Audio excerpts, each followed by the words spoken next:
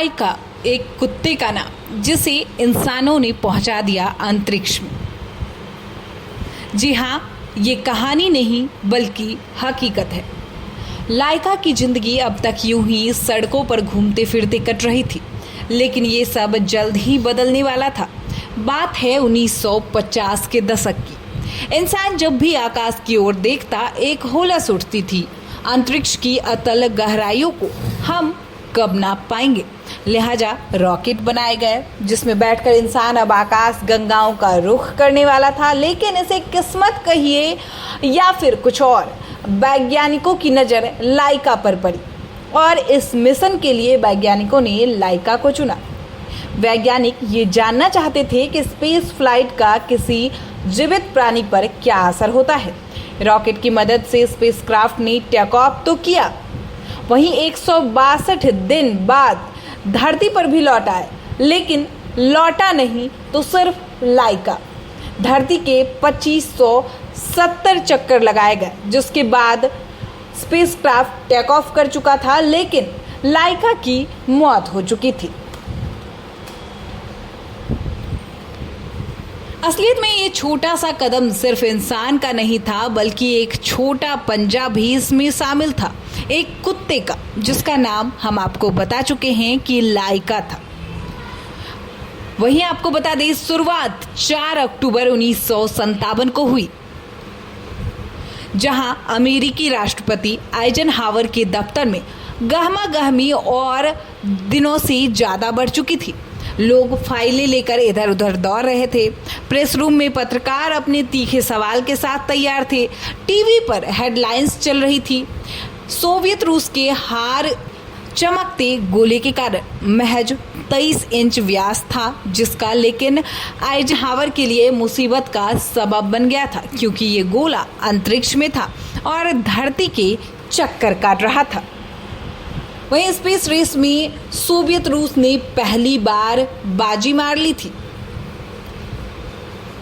Sputnik 1 ये नाम था दुनिया की पहली आर्टिफिशियल सैटेलाइट का। स्पुतनिक रूसी भाषा के इस शब्द का मतलब होता है हमसफर।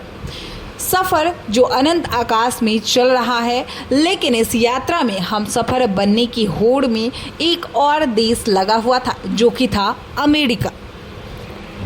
3 साल की उम्र, 5 किलो वजन और आकार एकदम छोटा। उसका रंग भी सफ़ेद और भूरे का मिश्रण था और टेस्ट में उसने सबसे बेहतर प्रदर्शन किया था। सोवियत अधिकारियों ने बाकायदा उसे प्रेस से भी रूबरू करवाया। यहाँ जब उसने भौंकना शुरू किया तो प्रेस ने एक और नामकरण करते हुए उसका नाम लाइका रख दिया। रूसी भाषा के इस शब्द का अर्थ होता है भौंकने वाला। तब लाइका की चर्चा सिर्फ सोवियत रूस ही नहीं, अमेरिका में भी थी। अमेरिकी प्रेस ने भी उसे एक नाम दिया था, मटनिक, स्पुतनिक नाम का बिगड़ा हुआ स्वरूप।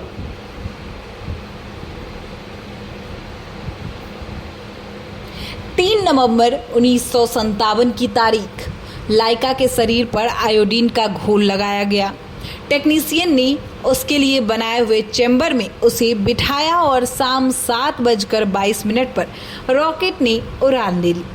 कुछ मिनटों के अंदर ही लाइका अंतरिक्ष में दाखिल हुई और पूरी सोवियत संघ के लिए हीरो बन गई।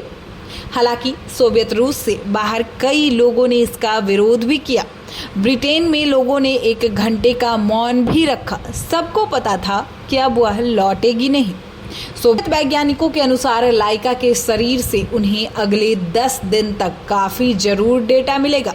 इसके बाद धीमे जहर से उसकी मौत भी हो जाएगी। इस तरह से लाइका वो आखिरी जानवर नहीं थी जिसने स्पेस रेस की कीमत चुकाई। आने वाले सालों में कई चिंपांजी, कुत्ते, खरगोश आदि स्पेस में भेजे गए। 70 में चीन ने अपने स्पेस मिशन में सुअरों का भी इस्तेमाल किया। वहीं 21वीं सदी में स्पेस एक्स आदि कंपनियां स्पेस कार्यक्रम के लिए जानवरों का इस्तेमाल करती थी।